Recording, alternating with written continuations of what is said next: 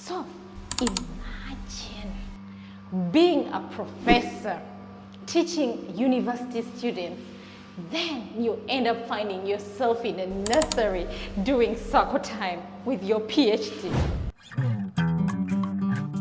Hello wonderful people, welcome to Talks and Trends, your space for real talk for anyone who feels behind and discouraged. Here you find current tips on how to improve on your life's journey. Come with me as we go and talk with our next guest, Mr. Chirenje Leonard. Let's hear his story, how he became a nursery teacher with his PhD, and where is he now? Come with me.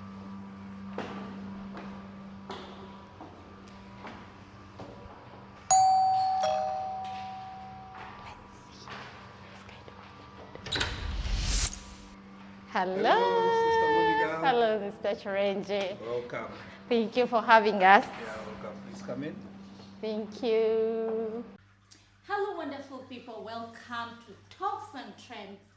Just as I promised you, I have our wonderful guest, Mr. Chirenje Leonard.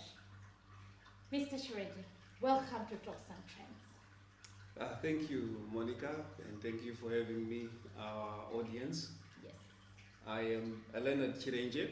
I have a PhD in sustainability science from the university in Japan, United Nations University. I studied 2018 to 2021, and it has been a struggle, to say the least. But I'm happy I'm here today, and I want to share my experience with others and encourage someone out there, hopefully, with this discussion. Thank you, Mr. Chirenje. So, he's here with his family. Yes. Yes. I'm married to one wife, and we have been blessed with 3 children, 1 boy and 2 girls. We thank God for such blessing. So, before we start our show, tells us his story, there is a game that I want us to play. So, Mr. Chirenje, I have some questions for you. So, we have 3 categories in this beautiful African power. So, we have the category of Know You, and we also have another one for fun, and another category, let me see, it is to tell us about yourself. So, Okay. don't see because I'm mixing them. So you're going to choose one, and you read a question and do what just as the question says. So here we go. Oh, Pick this one. okay. It says Knowing You category. Question 2. Okay. Tell us about the craziest thing you've ever done as a child. Okay, let's go. Yeah, as a child, I did many crazy things. But the most crazy was actually to go with my uncle, may God rest his soul. He liked me, and he would take me to the shops. And this is Africa, Zimbabwe in the not 70s, in the 1980s. Please don't calculate my age. So my uncle liked to go with me to the shops. My father was a teacher. We stayed in a teacher's compound, and it was separated from the other location, the ghetto. But we were in the ghetto, but in a compound. And between us and the bigger ghetto, there was a river. There was no bridge. Oh. So you had to actually jump on stones. And I was very young, and I could not skip those stones myself, the rocks, to cross the river.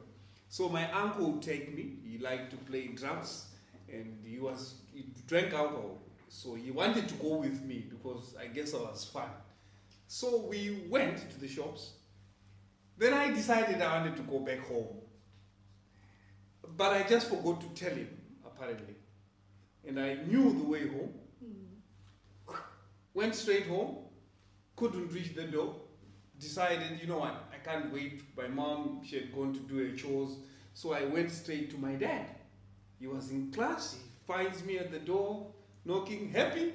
He picks me up. He plays with me. Now my uncle is struggling at the shops. Looking for you. Looking for me everywhere. He's almost in tears. He has lost his nephew. And the man started crying wherever he was, you know. And where's Leonard? Where's Leonard? And he couldn't find him. Why? He was just happy at home.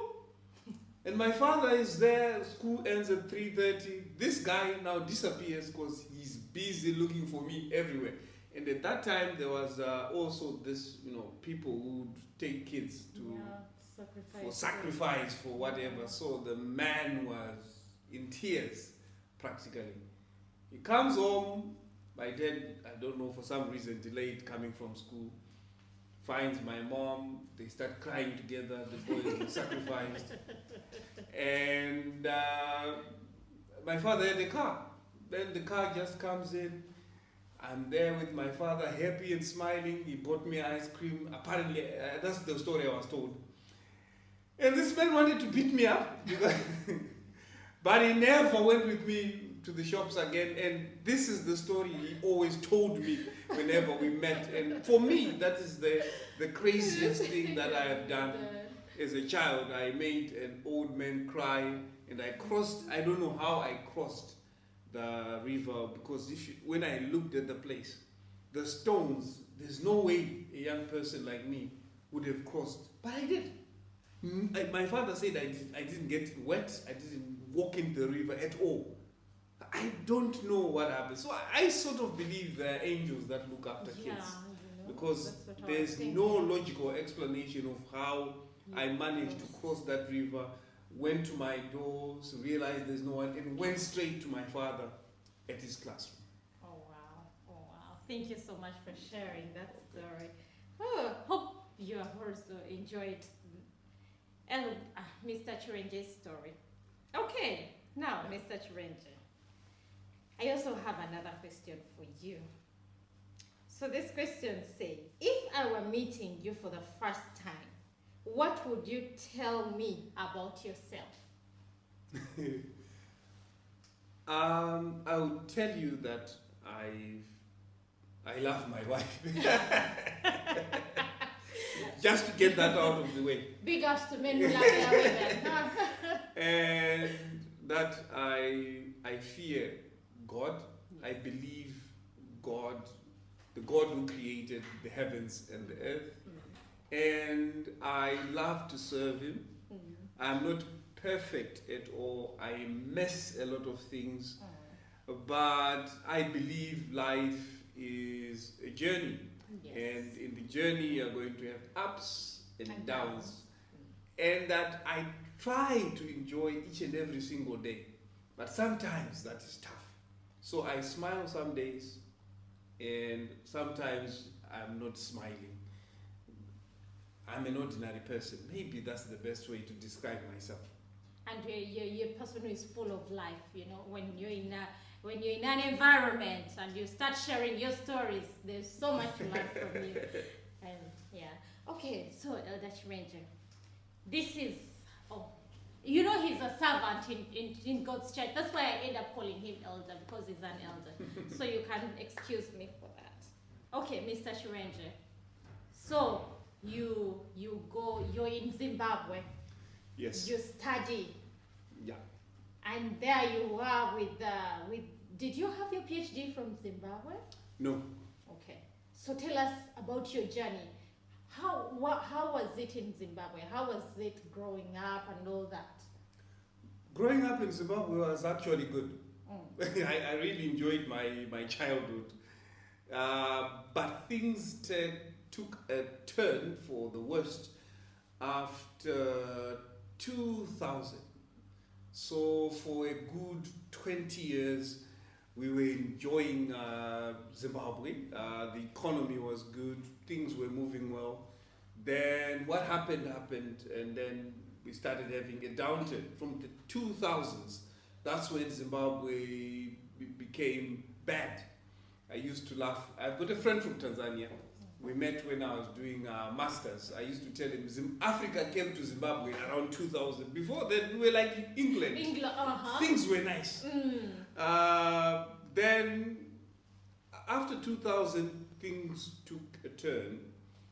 In 2000, I was actually working in a hotel, believe it or not. I did my first diploma was in tourism. Oh, wow. And I was doing my apprenticeship at a famous hotel, Montclair Hotel in Nyanga, Zimbabwe. And then all of a sudden, our Zimbabwean currency is now no longer valuable. We had what we call Black Friday in November 2000. The currency just took a dip from 1:2, I think, with the US dollar to 1:36. Then from then onwards, our economy never looked back. It has been racing to the pit from then onwards. So that's my journey. It starts off as an ordinary individual. There's nothing to talk about. And when I realized things are not well, the tourism started dropping. And I told my father I now want to do a degree. But I had not thought about it at that time.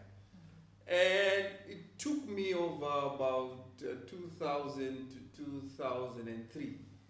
Took me about 3 years to finally figure out which university to go to. I didn't have too many points for university in Zimbabwe. There were only 3 universities. Africa University, a private one, University of Zimbabwe, and then National University of Science and Technology. 3 universities for about 12 million people. On average, maybe 600,000 graduating each and every year, if I'm not mistaken. Not 600, maybe 30, 40,000, because 600, that was the youth at that time. So it was very challenging to go into universities. And the only place where there were 4, sorry. The other one is the Adventist University at that time, the Solusi University. I was not Adventist, I wasn't even thinking of Solusi at that time. So my 3 options, the government ones, very challenging to get into. Then the third one was very expensive. That's the journey, that's where it starts. Okay. What do I do? I started doing what we call temporary teaching. My father was in the education sector, he knew people, so I started teaching, And then when I realized things were not working as well because the economy is going down, I decided to go to the private university without the money, but I survived by God's grace, because by the time I started university, I was now serious. And I only paid for 1 semester, the rest were paid for by scholarship. Okay, until I Elder, finished. before we get to that point, so when you are doing private teaching, Yeah. were you already a teacher? Did you have your degree already? No, I had no qualification. In Zimbabwe at that time, I don't know whether it's still applicable nowadays. Once you finish A level, you could do temporary teaching without a certification. Okay. So I was teaching primary school, grade 1. I taught all levels. That's what I'm proud of. Grade 1 up to now, I'm teaching university. At that time, I managed to teach high school, by the way. Then things changed. I could no longer teach high school because we were churning out qualified teachers.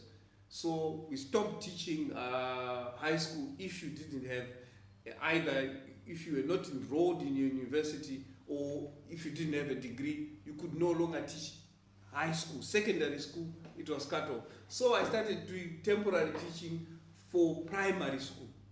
Okay. So until 2003, I decided, hey, I can't continue like this. Then I went to university. It is a whole, as you were rightly saying, I have so many stories to tell. Yeah. But the one we want to focus on is the PhD one. Yes. But this is the history. After I went to university at a private Methodist-led university, I just got baptized, by the way, in March. That's when I became a Seventh-day Adventist, and I'm proud to say that anyway. when I became an Adventist, the next thing I just decided, I told God I need to go to university. And that year I went to university. And then I got, the school fees was about 5,000 US dollars. Yes. I had no money. But my father somehow got a little bit for me to start. Then my sister paid for the rest for the first semester.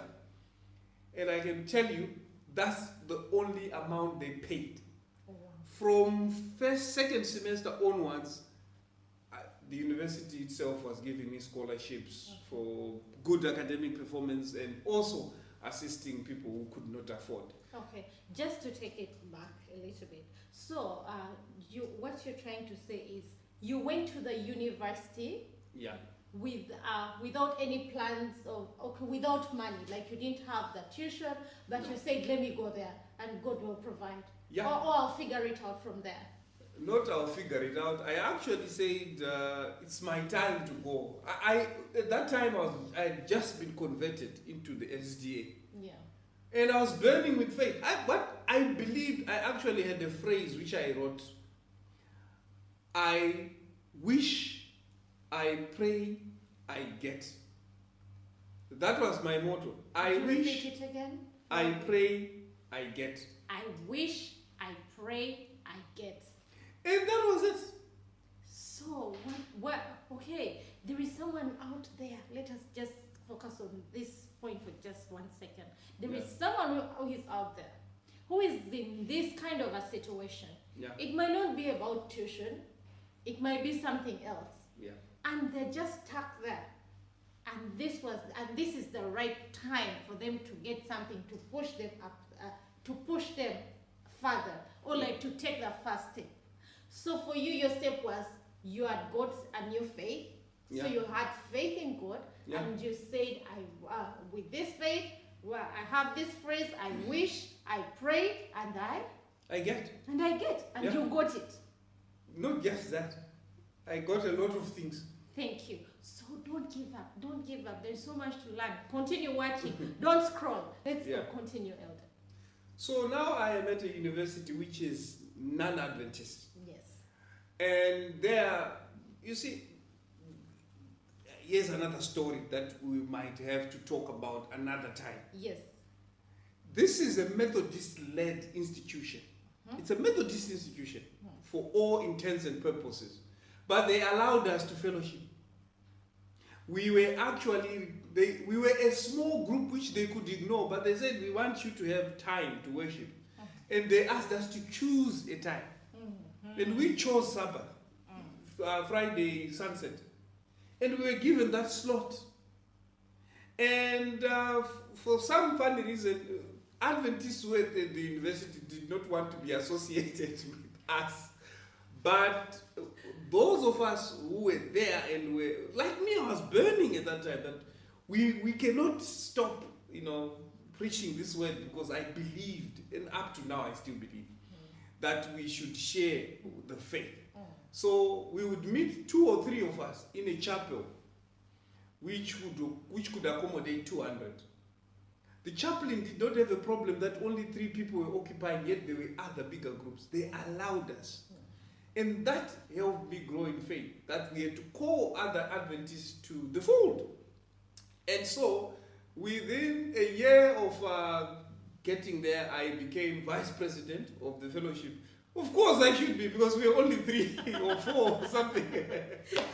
And we were crazy in that every Sabbath, one of us would be sharing. The other one would be praying. The other one would be the chorus. Then can you hear my voice? You can hear that I'm very loud. Yeah. We would sing as if the place was full. Oh. And we would tell each other, there's no empty space here. The angels are with us. Amen. And I can tell you up to now, from when we finished, up to now the fellowship is there and it was growing. By the time I left, we had 20 to 30 active members. The 4 years I was at that university. And I still appreciate the fact that that university, which is non-Adventist and is being led by another church, allowed us. And I wish, as Adventists, our institutions should also allow freedom of worship like that. Because if there wasn't that, imagine what would have happened to our faith. Your faith. So in other words, you need something to hold on to. You should not be ashamed to share the faith that you have. Never. Once you are working for God, in whatever capacity, He will reward you. Did you hear that? And whatever your courage is on what you do for God, Exactly. not on the strength or the intelligence that you have. Mm-hmm. What you are doing for God is what is going to lead you to the next level. How do you get into the Adventist university now? I have not attended any single Adventist university. Oh, so from After this one, I went to teach in a private school. Again. Again, Have you finished your my degree. Okay. My first degree is in education. Okay. I majored in geography and history, and I got. That's why we need more time. For me to go to that school, when others were choosing internships, you should apply to many places. I applied to one, and I said I'm going there, and I went there. Faith in this journey of life. That's one of the steps that we need to take is a step of faith. And they call it a leap of faith. yeah, Okay. after I finished, I went first to teach in a government school. This is 2007 to 2008. Those in Zimbabwe would know that October 2007, teachers were on strike. That's when I got my job. My intention at that time was to get my pay slip, because with a government pay slip in Zimbabwe, you could just walk into South Africa without a visa. Okay. That's what I wanted. That's why I went and said, okay, I'll join, because I had friends who were doing well in South Africa by that time. So I wanted the pay slip. It never came.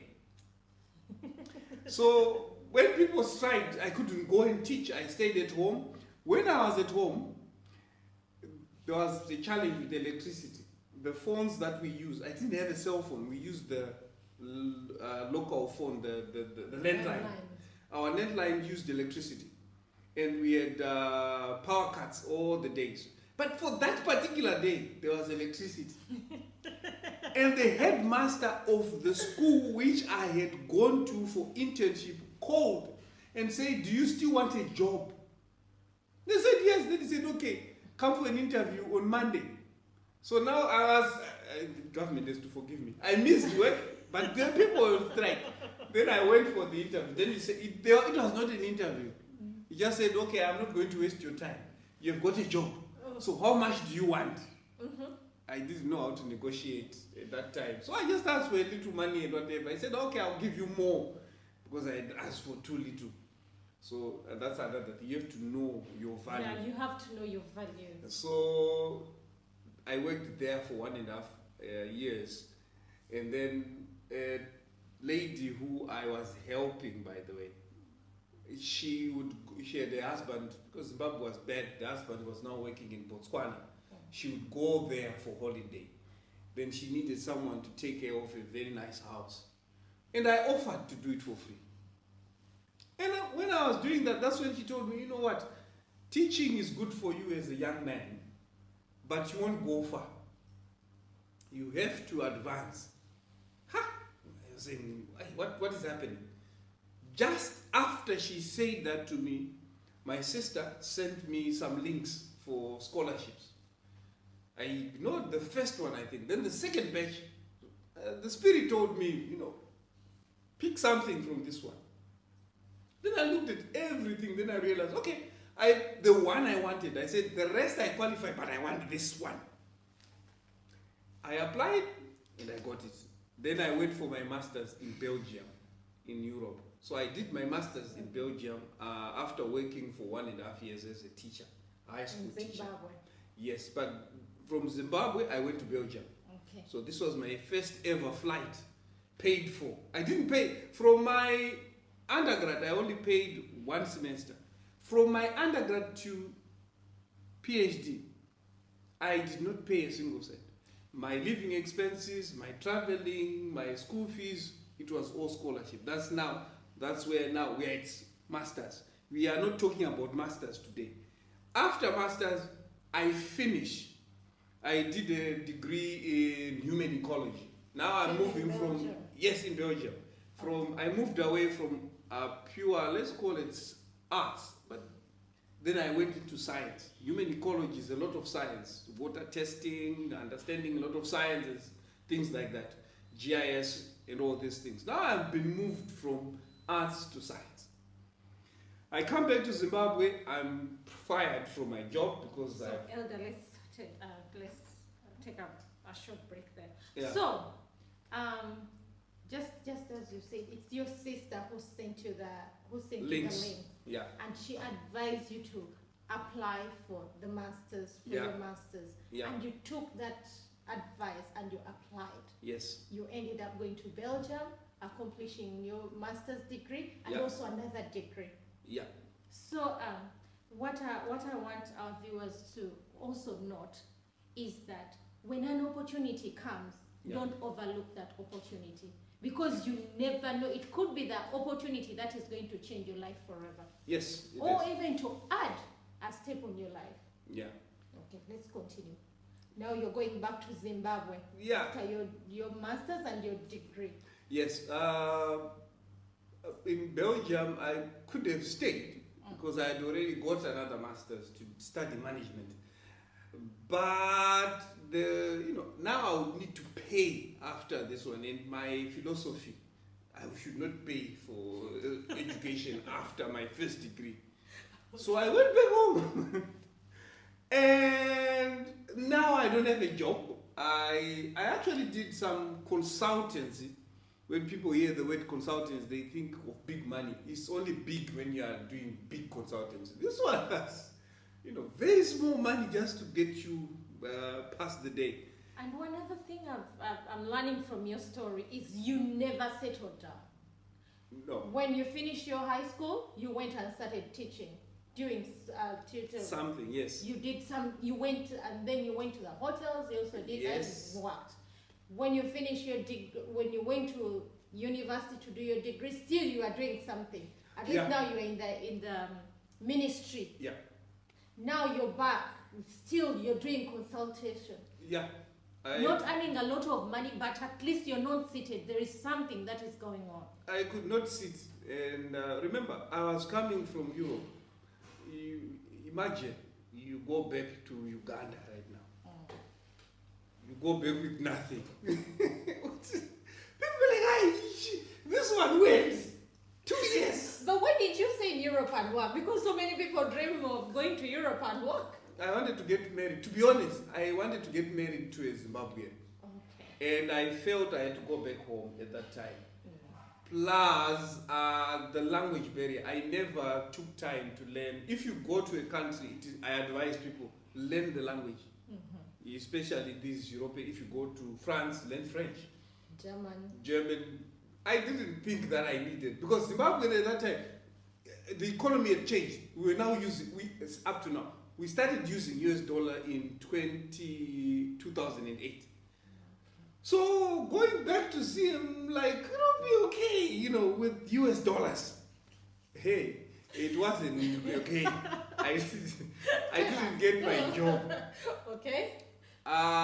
Remember, once you start advancing, you've got people who are supporting you and people who feel threatened. This is the first time I'm going to say this. Please say it in front of the camera. What's your advancing? For my job, I was the only one at that time. There were 2 of us, 3, at the whole school who had masters. I was young. I think people would think I was intelligent, and I was ambitious. Yeah, and you're coming from Belgium. You are coming from Belgium. From Europe, your master. You have ideas of how you even come up with ideas of how to restructure. And to be honest, the board of the school was very supportive. Then I was fired. But do you know that there are so many people who are facing that challenge Yeah, it in happens. those big organizations? Yes, yes. When someone has big papers than the manager feels threatened. Or the people who have been working in that organization for a long time, when they see new blood, we call them fresh blood, Yeah. they get threatened and like, this person is going to take my position. Yeah. Until they push you out of the organization. So I got fired, and then I started doing this small consultancy work. Did just they to give get you a by. reason why they fired you? They simply said that there's no provision for somebody to leave and study for 2 years and then come back. But we had a verbal agreement. It was sort of written, I don't remember. But my father advised me, at that time he was still alive. He said, sometimes you kick the toad and you save it from being squashed on the road. You go and kick a frog and you think you are being cruel, but you're actually saving it. I didn't understand him because me, I wanted my job. Then I got to work for an Adventist school, which was paying quite okay, but having masters, coming back to teach young people, it wasn't nice. So I would sometimes stand up in class when the kids are going out, then I'm like, my life is wasted. And then I would always, I started asking him. God is a friend. Sometimes you have to talk I like to you're God. saying that. I started asking him. Like, my dude, you took me. You showed me good things. To You go gave me masters. hope. I was in a place where air conditioner, all these things. Just compare to this. Answer me. There's a story that goes with that one, but today let's focus on what he did. Okay. A friend calls me. Have you read the newspaper? Newspaper? Then he said, you should always read the Sunday Mail because that's where you get all the jobs. Okay. I saw a job that I think you qualify for, which is yours. Wow. I went straight away. It was on a Tuesday. The Sunday Mail was on this. I had to find some newspaper vendor. And then he said, why? You want to buy an old newspaper? I said, yes. Then I paid. It's $1. Paid $1, got an old newspaper. He had to fetch it from his archives, sort of. Got the newspaper, went straight to that job. He even told me the page and the paragraph. I went there. This university started offering a degree in social ecology, which was rare in my country. And I had a master's in human ecology. Applied, sure enough, got called for an interview. Guess what? Once you go, every time I go for an interview, I tell you it's mine. I started looking for accommodation in that city. Before they even... Well, yes, when I was going for the interview, I was already looking for accommodation. Which one is this place? I think if I live in this neighborhood, this would be good for status. For a lecturer, young lecturer, I think I can get a room here. I get you. I had not yet gone for the interview. I go for the interview. The guys who I'm sitting with tells me I have a PhD. Oh, wow. He has a PhD. Me, I have my master's. I'm lower. The other guy says, I know everyone who's in the interview, and I'm from the University of Zimbabwe, the best in Zimbabwe. And they offer this as masters, and I did the masters. And me, I'm from Belgium, and I've been doing consultancy everywhere. Hey! But 2 weeks later, because I'm going to skip all the other things, I got the job. Wow. Money, they had to create a space for my brother, who is a good friend of mine. And then we went to work. March, I actually resigned from my job. April, I'm happy to say I got 2 salaries. My severance package plus my salary as a young lecturer. Within 6 months, I was able to buy a second-hand car, which was rare in Zimbabwe. But all of this is not because I am smart. Can you see, I believe, imagine you go and study something. You come back, you ask him, hey, Then he creates a whole degree program for you to get a job. Hey, let's learn to trust God. He makes a way where it seems to be no way. If there is, someone said, they already say that if he locks the door, he opens the window for you. Oh yes. And sometimes when doors are closed, don't force them. Oh, Because I can tell you, the school where I was fired, the one who fired me also got kicked out. Imagine. And a few of my friends also were kicked out. And they would know if they watch this because I'm not going to name any school for, I'm not saying this out of bitterness. Yes. When doors are being closed, it is because God is opening up better ones. It's difficult to understand when you are in that situation. Yes, because it's not an easy situation. I've left a lot of things that would justify me complaining. I know. I'm not telling you the whole story. I'm just telling you what God did. If you want to know more about the real things I was going through, like, the reason why I quickly got a car within 6 months of working is because when I was in Belgium, all the money I had saved, I sent to a friend to get me a car. Up to now, he has not returned my money. I won't name his name. He knows. If he watches this, he knows it's me. Up to now. So when I now finally got, I said, big man, car first, forgive me. But of course, you must return tithes. I was doing that. But I got my car and I cried that day. I had struggled 2 years. And it only took 6 months when God has finally opened. Maybe the car that I was crying for, you may never know. It was probably going to get me into an accident. But the one I got, it's still there. 6 months. 6 God opens months. the door. He blesses you with People in Zimbabwe, when I say in 6 months working in Zimbabwe, they would understand that, hey, surely there's another hand behind this. Okay, so we are not going to sit and grieve because of our situations. We need to have something to hold on to. And if you have God on your side, cry, complain, ask reasons why, but don't give up on that. Hang in there. And another thing that I would like to share from the story is to believe in yourself. Yeah. On top of God, God is on top. Then also believe in yourself, because He has given you this potential to use it to your fullest.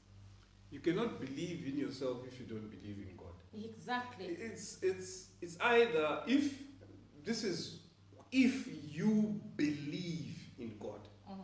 Once you say I am a Christian, the first thing is you believe in God. Yes. Then He will give you the courage to go anywhere. That whenever you're going anywhere, you'll be like, we have been invited to do this. Say, I'm going to be there. Yes. It's going to be well. And there's the way He's putting the dots together. A friend calls you. No, He opens the door for you to go to, yes, for the degree. Then you come back, the same degree opens a door. And then a friend calls you and is sure that this is your job. Yeah. And you're also sure even before you get a job, you're already looking for an accommodation. And here you have the job. Yeah. Surrounded by PhDs, only with the masters, and you have the job. Yes. Let's continue. Okay. And then Zimbabwe is a very interesting economy. In 2014, we decided, we no longer want the US dollar. We are going back to our... And it was 1-to-1. So, yes, 2014 to 2017, we have this transition. We are going back to the wheelbarrows. You know, when we mention wheelbarrows. When I was in Uganda, I used to hear that you people, when you're going to buy bread, you take a wheelbarrow. It was exaggerated. It was exaggerated, but I want you to hear the concept of what the economy taking a dip again. Okay. Whatever the reasons are, is not what we are discussing here. What happened was that now things get bad again. Yeah. We were comfortable. I was earning, a good amount. Let me just say, it was $2,000 in Zimbabwe. Wow. My rent was 230 for a 3-bedroom house, US dollars. You are comfortable. Yes. I got married, got my first child. At that time, and the second child. Oh. When my second child was being born, I was now, again, not complaining this time. Let me tell you, when I finished with my first degree, Yes. I started complaining to God. After I went for my master's and things didn't go well, I was no longer complaining. I was now saying, you know what, old man, you brought me out of a lot of mess before. Yes. You will get me out of this. Then they gave me a job. When things were going bad this time, I was now sitting back, relaxing, saying, solution is coming. Yeah, because you have tested. And I applied for a PhD, by the way. 2 whole years. Whoa. Nothing came. People who applied for PhD, no. Nothing. You'd go. It was regret after regret. I don't know how many. I had a file of applications. All of them regrets. I applied to the United Nations University in 2016. And I got rejected. Yes, got rejected. The same application, a friend again says, they take regionally. This time they took someone from Zambia. He's a friend of mine up to now. So next year, probably they are going to the west. They are not going to take anyone from the south because they've already taken. That's how they normally do it. Well, I applied without due care for the second one. I just used the same application the next year. Never modified it, never did anything to improve it. And I got it. And I got a PhD, 2018. Now, we are coming to the real story. What we have been saying, you see, you need 2 interviews with me. One is not enough. I think we need a second interview. Now we are coming to PhD. I now go to PhD and I start studying. This is 2018 that I started. Everyone knows what happened in 2019, 2020. COVID started. I am a COVID PhD holder. You can imagine the stress. All of us went through that stress. And you are doing PhD. Okay. And the Zimbabwean economy is tanking at that time. Okay. What I left off as, in terms of value, it was still, the numbers were still the same. You are still earning 2,000 Zim dollars, which is 1:1 with the US dollar. But in terms of value, my wife was now getting 230 US dollars. So guess what? I have to use the stipend I have to support the family back home and also to survive. Now you had already gone to Japan. I'm now in Japan. So when you got the PhD, you were supposed to do it in Japan, or you were supposed to do it? I studied full time in Japan. I only came to Zimbabwe for research, but my family is in Zimbabwe. 2018, 2019. So the PhD you were supposed to do it in Japan. Yes, there's a rule, just like. It was a rule. The rule is you study there, you are only allowed to leave for 3 months. Okay. For research, then you come back. Then you come back to Japan. If you stay more than 3 months without a reasonable justification, you forfeit your scholarship. So was it a fully funded scholarship? Of course, I told you. I had told God, I'm not going to pay. I believe PhD is a job, and I'm supposed to be paid. Okay. Yes, and that mentality is not arrogance at all. Anyone who wants to do PhD, you should tell yourself, this is a job. They should pay me. Because it's a job. It's a serious job. Okay. So they paid my stipend. They also paid for my research. By the way, everyone who's doing PhD also knows it's never enough. It's a meager amount, but it's okay as long as I'm getting something and I'm not paying for it. It is fine. Okay. Yeah. So, thank you so much.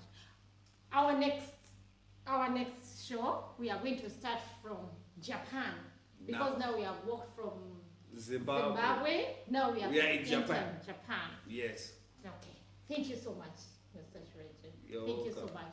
I was going to ask you one last question. What advice would you give to our next guest. But since you're our next guest, you're not going to advise yourself. So we are cutting this from here. Just as you have seen, it's a very interesting story, and it has not yet ended. We are just on the beginning. Now the real show is in Japan, where someone who has gone through this is telling us a story of how he's getting from the PhD, I've had the PhD, and now he's in a nursery doing circle time with the children. Tune in next time, it's our next show. Thank you so much for watching, and don't forget to hit that subscription button, and also to share, like, and leave your comment. Bye-bye.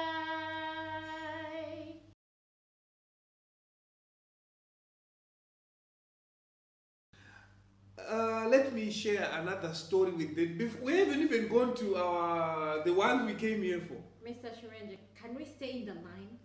We are ready now. I want you to take me to this, from there. You're heading to another university. How do you get into the Adventist university now?